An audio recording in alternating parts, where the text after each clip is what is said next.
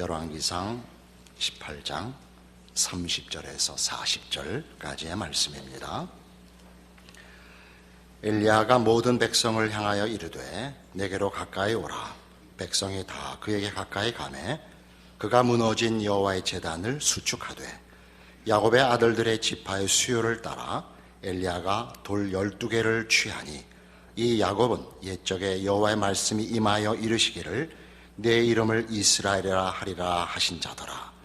그가 여호와의 이름을 의지하여 그 돌로 제단을 쌓고 제단을 돌아가며 곡식 종자 2세알을 둘 만한 도랑을 만들고 또 나무를 버리고 송아지의 각을 떠서 나무 위에 놓고 이르되 통 4세 물을 채우다가 번제물과 나무 위에 부으라 하고 또 이르되 다시 그리하라 하여 다시 그리하니 또 이르되 3번째로 그리하라 하여 3번째로 그리하니 물이 제단으로 두루 흐르고 도랑에도 물이 가득 찼더라.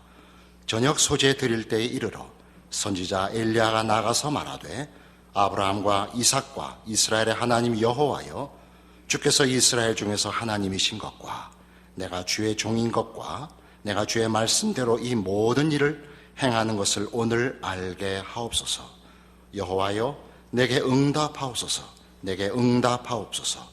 이 백성에게 주 여호와는 하나님이신 것과 주는 그들의 마음을 되돌이키심을 알게 하옵소서 하며 이에 여호와의 불이 내려서 번제물과 나무와 돌과 흙을 태우고 또 도랑의 물을 핥은지라. 모든 백성이 보고 엎드려 말하되 여호와 그는 하나님이시로다. 여호와 그는 하나님이시로다 하니 엘리야가 그들에게 이르되 바알의 선지자를 잡되 그들 중 하나도 도망하지 못하게 하라 하매 곧 잡은지라. 엘리야가 그들을 기손 시내로 내려다가 거기서 죽이니라. 그 유명한 갈멜산 전투입니다.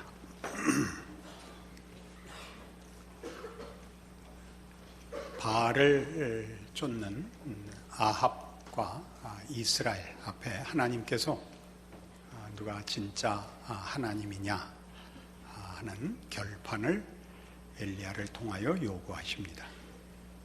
그래서 바알을 쫓는 아합과 백성들 또 그 제사장들 자리하고 하나님 편에는 엘리야 홀로 서서 누가 참 하나님인가를 확인하는 제사를 드려 하나님의 응답을 받아내고 백성들의 결단과 또 바알 제사장들을 다 죽이는 이런 일들이 오늘 기록되어 있습니다. 그러나 이 문제는 간단하지 않습니다. 이 갈멜산 전투에서 엘리야의 위치, 엘리야의 역할은 보기보다 미묘하고 복잡합니다. 엘리야를 간단하게 믿음의 영웅으로 하나님의 종의 위대함으로 이렇게 생각하는 것은 성경이 증언하는 것을 다 못 쫓아가는 것이 됩니다. 왜냐하면 엘리야는 이 사건뿐만 아니라 세례 요한까지 연결되고 있기 때문에 엘리야가 누구인가를 그 정체를 그 사역의 내용을 밝혀내지 않으면 갈멜산 전투 자체를 우리가 제대로 이해할 수 없기 때문입니다. 말라기 4장을 가보겠습니다. 구약성경 제일 끝 책이니까 맨 끝 장에 말라기 4장 5절과 6절에 이런 약속이 나옵니다. 보라, 여호와의 크고 두려운 날이 이르기 전에 내가 선지자 엘리야를 너희에게 보내리니 그가 아버지의 마음을 자녀에게로 돌이키게 하고 자녀들의 마음을 그들의 아버지에게로 돌이키게 하리라. 돌이키지 아니하면 두렵건대 내가 와서 저주로 그 땅을 칠까 하노라 하시니라. 엘리야를 다시 보내겠다고 합니다. 그리고 이 엘리야를 보내는 이유는 회개를 촉구하며 장차 있을 하나님의 심판을 대비케 하기 위해서라. 그 전에 회개할 기회를 주기 위해서라. 이렇게 이해할 수 있습니다. 그래서 누가복음 1장에 가시면 약속한 엘리야가 이렇게 옵니다. 이 말라기에서 복음서까지의 실제로 이스라엘 역사의 시간의 간격은 400년이나 됩니다. 마지막 선지자 말라기가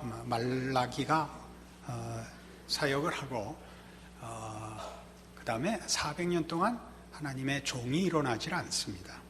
이스라엘 백성은 굉장한 영적 갈급함과 그 암흑기를 거치게 되죠.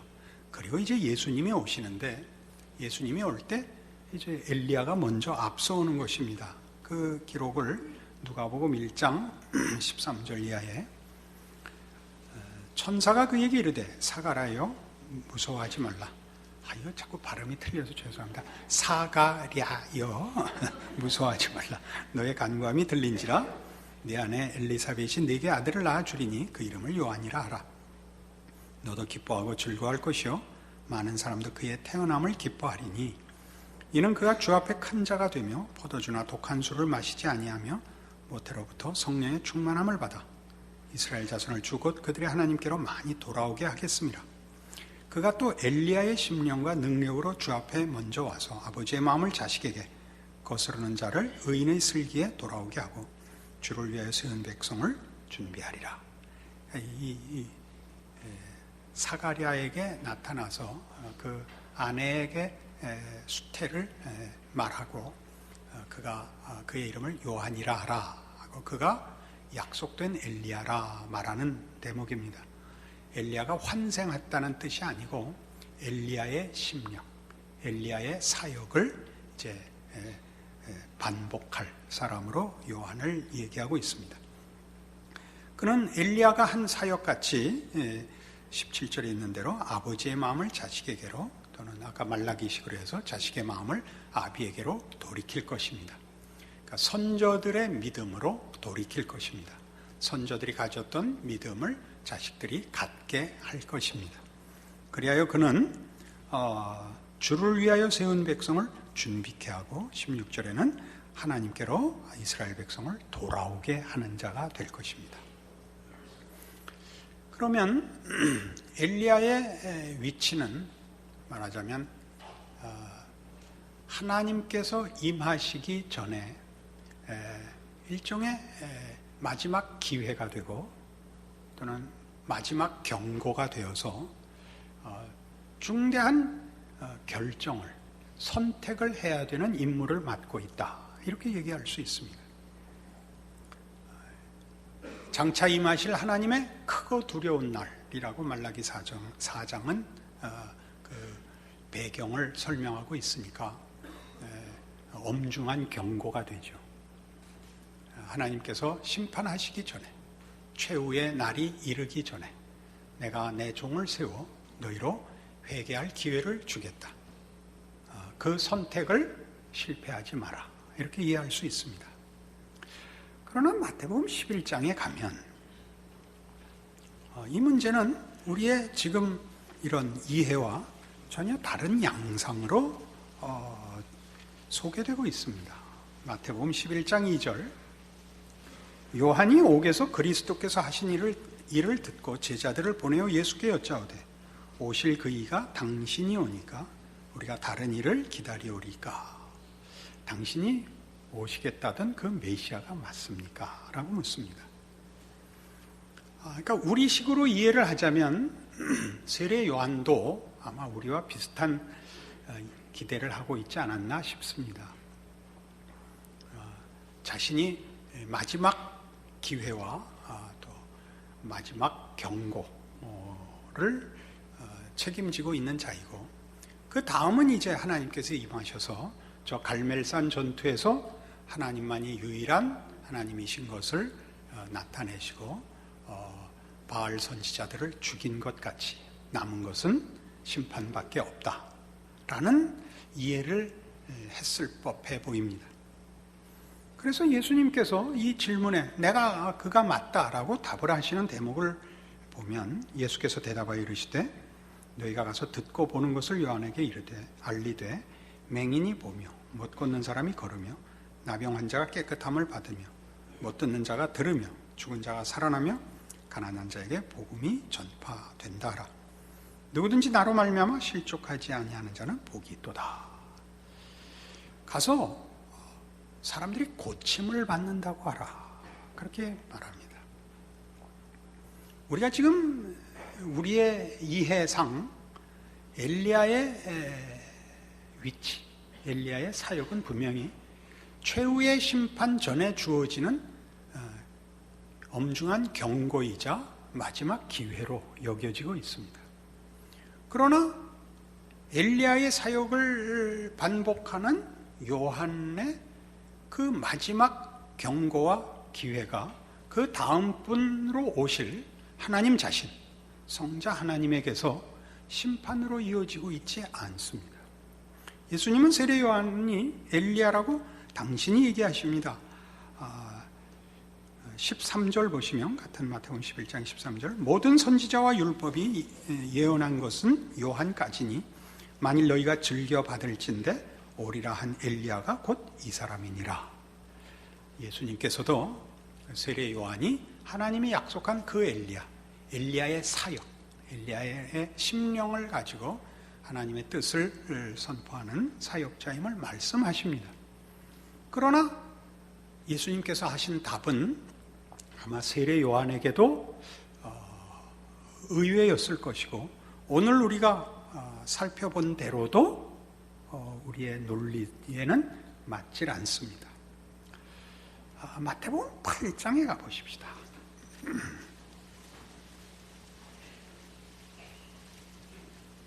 14절에 예수께서 베드로의 집에 들어가사 그의 장모가 열병으로 앓아 누운 것을 보시고 그의 손을 만지시니 열병이 떠나가고 여인이 일어나서 예수께 수종 들더라. 저물매 사람들이 귀신 들린 자를 많이 데리고 예수께 오거늘 예수께서 말씀으로 귀신들을 쫓아내시고 병든 자들을 다 고치시니 이는 선지자 이사야를 통하여 하신 말씀에 우리의 연약한 것을 친히 담당하시고 병을 짊어지셨도다 함을 이루려 하심이더라. 예수님께서 병 고치는 것, 귀신 쫓아내는 것을 그 사역에 있어서 굉장히 중요한 일로 행하셨습니다. 그것이 무엇을 의미하느냐 하는 문제에 있어서 이사야 53장을 인용하고 있습니다. 이사야 53장을 찾아가 보시면 구약성경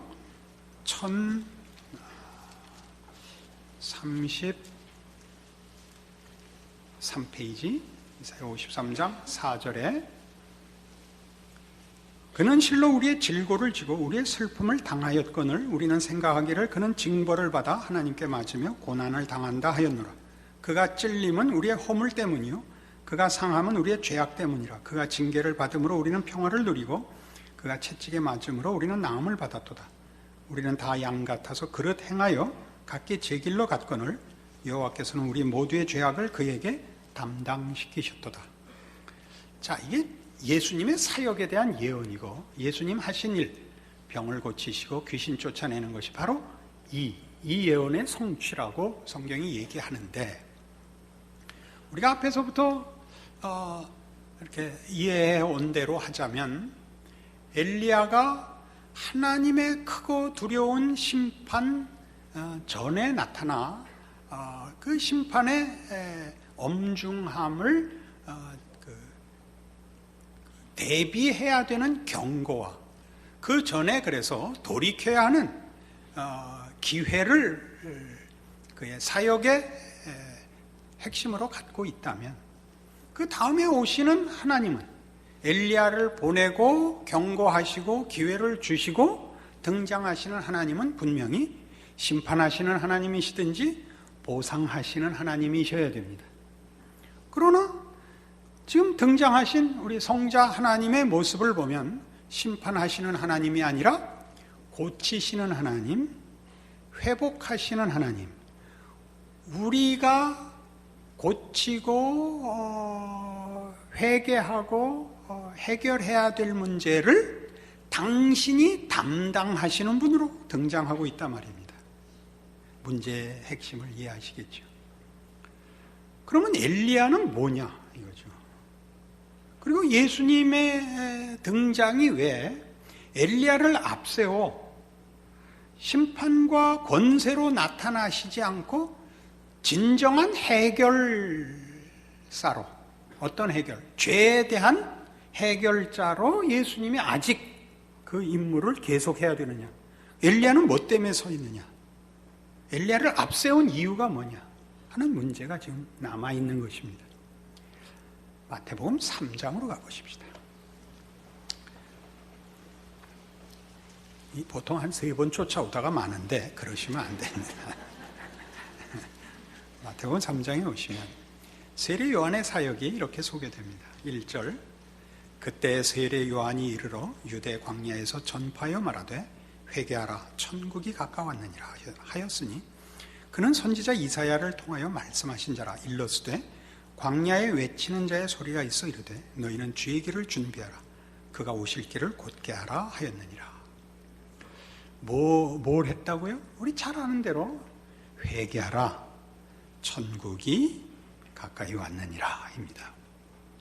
우리가 엘리야의 사역을 지금까지 이해한 대로 하는 것과 일치하게 회개하라, 하나님의 크고 두려운 날이 임박했느니라, 이렇게 이을 수 있습니다. 그런데 지금 문제는 이 회개를 촉구한 엘리야의 사역, 요한의 사역 뒤에 등장하시는 하나님이 심판자가 아니더라는 사실입니다. 그는 우리의 진정한 죄짐을 담당하시고 우리의 죄를 해결하려는 구원자로 등장하고 계시지 심판자로 등장하시지 않더라는 것입니다. 그렇다면 지금 이 회개하라 천국이 가까웠느니라는 무슨 뜻이냐가 되는 거죠. 오히려 이 사역을 그 3절에 있는 대로 그는 선지자 이사야를 통하여 말씀하신 자라. 일러스되 광야에 외치는 자의 소리가 있어 이르되 너희는 주의 길을 준비하라 그가 오실 길을 곧게 하라 라는 예언의 성취, 그 예언의 사람이라고 합니다. 다시 이사야로 갑시다. 아까 1033페이지가 53장이었으니까 40장은 아마 1020 몇 페이지쯤 될 것입니다. 틀렸습니다. 1014페이지입니다.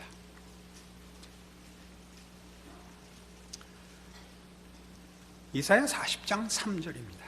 외치는 자의 소리요 이르되 너희는 광야에서 여호와의 길을 예비하라 사막에서 우리 하나님의 대로를 평탄하게 하라. 골짜기마다 도두어지며 산마다 언덕마다 낮아지며 고르지 아니한 것이 평탄하게 되며 험한 것이 평지가 될 것이요 여호와의 영광이 나타나고 모든 육체가 그것을 함께 보리라. 이는 여호와의 입이 말씀하셨느니라.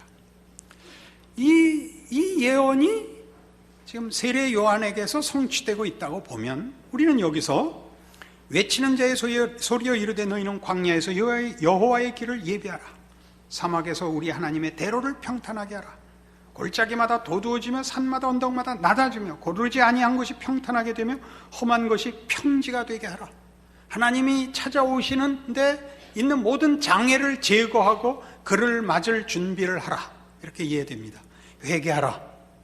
회개하라. 내 죄를 회개하고 하나님을 영접하라. 이렇게 들립니다.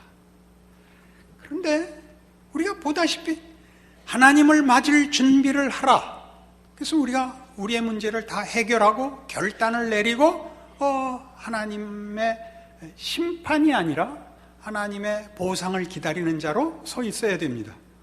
그런데 등장하신 하나님은 우리의 진정한 죄를 해결하러 오셔서 우리의 죄짐을 지시고 있다고 요한에게 물으러 온 제자들을 통하여 너희 보고 들은 것을 가서 고하라 라고 하십니다. 안진뱅이가 일어난다, 귀머거리가 듣는다, 소경이 본다, 병이 낫는다, 귀신이 쫓겨난다 그러고 있습니다. 그러면 앞에 있는 엘리야의 사역은 뭐가 되냐? 이게 지금 우리의 문제점이다 이거죠. 여기는 중요한 우리의 이해에 오해가 있는 줄로 압니다. 우선 갈멜산 전투 자체가 그렇습니다. 오늘 본문으로 돌아오셔서 열왕기상 18장에 소개되고 있는 갈멜산 전투의 핵심은 엘리야의 영웅적 신앙 전투가 아닙니다. 이 갈멜산 전투의 가장 큰 핵심은 우상에 빠져 있고 하나님을 외면하고 살고 있는, 우리 보통 가지고 있는 그 선입견대로 하나님 앞에 벌받아 마땅한 이스라엘에게 하나님이 저들을 돌이키려고 나타나셨다고 말씀하는 겁니다. 벌주로 나타난 것이 아니라 저들을 돌이키려고 나타나시는 하나님이라는 사실입니다. 37절 보세요. 18장 37절 오늘 본문 중에 하나입니다. 여호와여 내게 응답하옵소서, 내게 응답하옵소서. 이 백성에게 주 여호와는 하나님이신 것과 주는 그들의 마음을 되돌이키심을 알게 하옵소서. 하나님은 지금 벌 주려고 임하려고 하지 않고 이스라엘 백성을 패망시키려고 엘리야를 세우지 않았다는 겁니다. 엘리야를 세운 이유는 이스라엘 백성을 돌이키시려는 하나님의 뜻이 그를 그의 손길로 세웠다는 뜻입니다. 엘리야가 하나님께 돌아오라고 얘기했듯이 하나님은 이스라엘 백성을 친히 돌이키시려 나타나신 것이 갈멜산 전투의 승리의 진정한 의미입니다. 우리는 바알 선지자 450명을 갖다 쳐 죽인 것을 인해서 이것이 심판의 장면으로 이해되는 것입니다. 그러나 알다시피 아합과 이세벨은 죽지 않습니다. 그리고 가장 중요하게 이 일로 인하여 이스라엘 백성은 돌아섭니다. 뭐라고 돌아서느냐? 39절 모든 백성이 보고 엎드려 말하되 여호와 그는 하나님이시로다. 여호와 그는 하나님이시로다 합니다. 저들은 우상에게 미혹됐죠. 하나님을 쫓는 신실한 믿음에서 부족했죠. 저들은 꾸중들어 마땅하고 혹 벌을 받아도 마땅할 것입니다. 그러나 하나님의 지금의 등장이나 엘리야를 세운 이유는 하나님이 열심히 저들 앞에 하나님이 누구신가를 깨우치시며 저들의 마음을 돌이키기 위해서이지, 하나님은 한 번의 기회를 주고 그 다음에는 저들의 선택대로 벌 주기를 기뻐하시는 냉혹한, 혹은 우리 보통 얘기하는 공정한 분 정도가 아니라는 얘기입니다. 놀랍게도 엘리야 선지자의 이름 엘리야는 여호와는 하나님이시로다 라는 뜻입니다. 여호와는 하나님이십니다. 근데 여호와는 어떤 하나님이십니까? 그는 돌이키시는 하나님입니다. 고치시는 하나님입니다. 그러니까 우리가 이제 다시 이사야 40장으로 돌아와서 요한이 한 그의 사역을 대표하는 이 예언, 외치는 자의 소리요, 이거죠. 1014페이지입니다. 외치는 자의 소리요, 너희는 광야에서 여호와의 길을 대비하라. 여호와의 길을 예비하라. 그러니까 너희는 이 소리를 바라라. 사막에서, 광야에서 하나님의 길을 예비하라. 하나님이 오신다. 골짜기를 도두고 언덕을 낮춰 모든 장애물을 제거하라. 그러니까 우리는 우리의 선입견대로, 편견대로 회개하여 하나님을 맞을 준비를 하라. 바로 제1차적으로 적용을 하는 것입니다. 여기 외치는 자의 소리여는, 외치는 자는 여기서는 아무것도 아닌 겁니다. 소리입니다. 소리. 무슨 소리? 하나님을 보라. 하나님을 보라. 그가 찾아오신다. 너희 앞에 어떤 장애물도 문제가 되지 않는다. 구원의 하나님이 오신다. 보라. 그런 말씀입니다. 내가 엘리야를 보낸다. 나는 너희를 심판하기를 원하는 하나님이 아니다. 나는 너희를 돌이키려는 하나님이다. 내가 계속해서 너희를 위하여 내 종을 세우리라. 그리고 내 친히 찾아가 기어코 너희를 돌이키고 구원하리라. 그게 엘리야요 예수 그리스도의 오심입니다.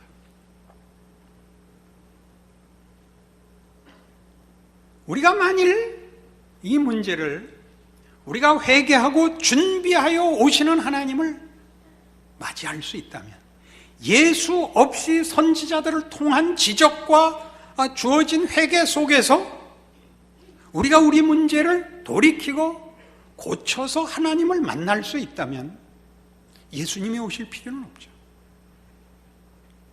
근데 예수님이 오실 거라면 뭐 때문에 엘리야가 서 있느냐라고 물을 수도 있죠. 그 일은 어차피 예수님 몫인데 왜 그렇죠? 하나님은 계속 말씀하시는 겁니다.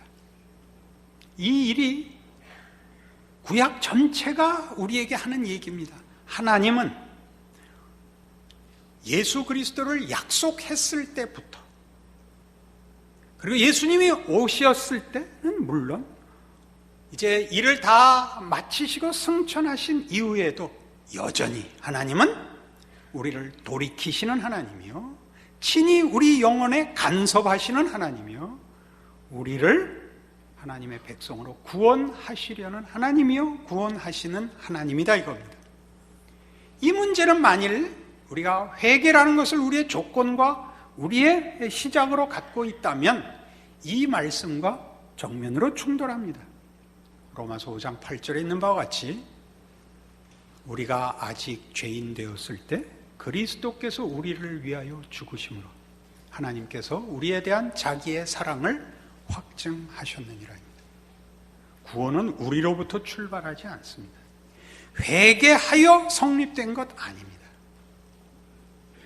우리가 그를 모를 때, 그를 찾지 않았을 때 하나님이 시작하시고 이루시고 그리고 완성하실 일입니다. 이런 식의 얘기가 성경이 말하는 복음입니다. 우리는 다 우리의 인생 속에서 우리 스스로가 답이 되지 않는다는 걸 알고 있습니다. 세상이 우리의 인생에 답을 줄 수 없다는 것도 알고 있습니다. 우리는 다 절망하고 자신의 한계를, 예수를 믿는 자든 믿지 않는 자든 사실은 인생 속에서, 자기의 존재 속에서 사실은 다 경험합니다. 그러나 대안이 없죠. 성경이 하는 얘기, 엘리야를 보낸 얘기는 이겁니다. 하나님을 보라 이겁니다. 하나님을 보라. 그래서 다 볼 수 있다는 얘기는 아닙니다. 이 일을 하나님 끊임없이 하고 계시다는 거죠. 모든 우리가 볼 때 가장 조건이 나쁜 사람들에게도 악인과 그 마음이 완악한 자와 하나님을 대적하는 모든 자에게까지 하나님은 은혜로우신 하나님으로서 일하고 계십니다. 그리고 그 모든 완악함과 무지함을 깨뜨리러 그 아들을 보내셨습니다. 그래서 우리는 이것이 하나님의 은혜의 손 위에 있다는 것으로 인하여 우리는 방임되어도 좋다라고 결론 지을 수는 없습니다. 우리는 우리 개인의 존재와 인생과 우리가 사는 세상과 역사를 진지하게 살아야겠다라는 결론에 이르러야 마땅합니다. 왜요? 이것은 어떤 공식도 아니며 어떤 우리가 관심할 필요 없는 법칙에 관한 것이 아니라 우리 자신을 하나님이 인격 대 인격으로 대접하여 찾아오시고 요구하시는 것이라는 이유 때문에 복음이란, 구원이라는 법칙, 그냥 개념과 논리 속에서의 소망을 얘기하는 것이 아니라 한 개인의 특성과 유일한 존엄성 속에서 만나시는 하나님의 부르심 속에서 이해하라고 하는 말씀이기 때문입니다. 여러분이 하나님의 사랑과 이 성실함을 이해한다면 엘리야를 세우시는 예수 그리스도로 말미암아 해결할 것이지만 끊임없이 엘리야를 세우시는 하나님을 여러분의 인생에서, 우리가 사는 역사 속에서 확인한다면 하나님의 성의와 열심에 대하여 여러분은 인격적인 책임을 외면할 수 없습니다. 이것이 기독교인들이 가지는 책임이지 조건과 자격으로 가지는 것은 없습니다. 그러므로 우리 모든 성도들에게 우리가 회개를 해야 된다. 그렇게 얘기하는 것은 우리 자신에게 답이 없다는 것을 고백하는 것입니다. 복음이라는 기독교의 자랑은 하나님만이 구원이시라는 얘기입니다. 이 문제는 선택에 관한 문제가 아니라 진실에 관한 것입니다. 그것이 우리 신자들의 고백입니다. 기독교의 복음, 그럴 때는 아까 말했던 외치는 자의 소리요. 외치는 자입니다. 외침이 중요하지 그 사람이 중요하지 않습니다. 엘리야가 그랬듯이 하나님을 보라.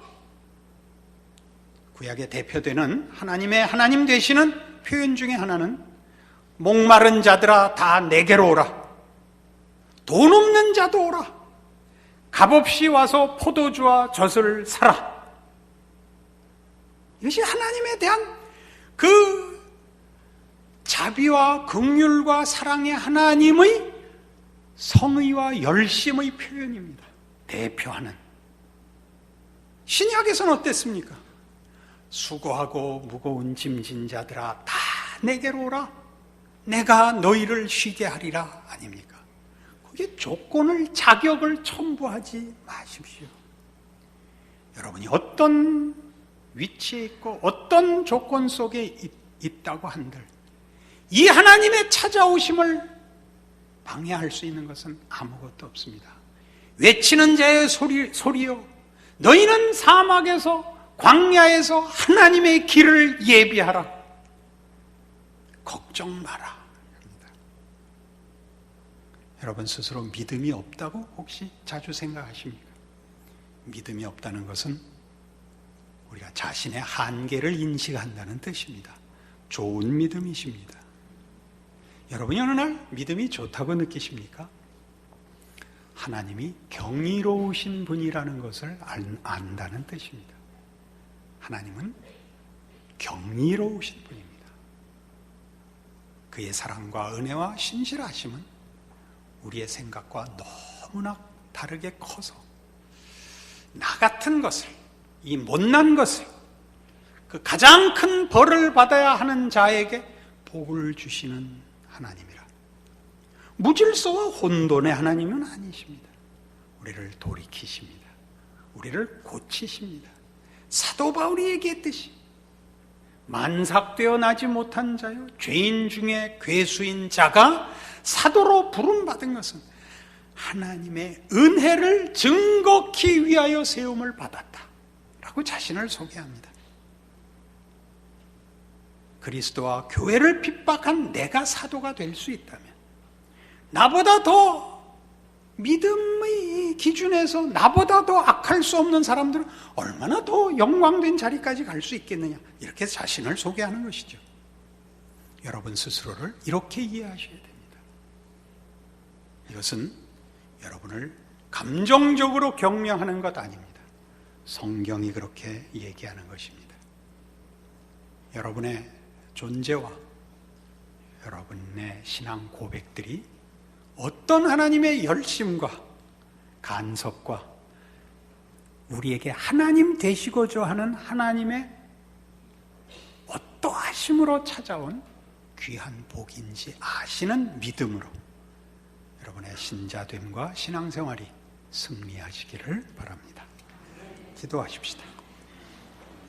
하나님 아버지 은혜를 감사합니다. 하나님을 아버지로 모시고 그 예수를 보내사 우리를 구원하신 하나님을 아버지로 모시고 사는 인생은 복됩니다. 우리에게 복 주시고 우리를 하나님의 자녀 삼으신 하나님의 경이로우심, 찬송받아 합당하시며 경배를 받아 합당하신 하나님을 우리의 하나님으로 모시고 있사온즉 우리의 삶의 어느 형편, 어느 자리에선들 무엇이 부족하랴 담대한 믿음 갖고 승리하는 우리들 되게 하여 주시옵소서. 지금은 우리 주 예수 그리스도의 은혜와 하나님 아버지의 극진하신 사랑과 성령님의 교통하심이 예수를 보내신 우리의 아버지 하나님을 모시고 그의 자녀로 사는 인생인 것을 기억하고 충성과 승리와 믿음을 약속하고 돌아가는 심령들 위해 영원토록 함께 있을지어다. 아멘.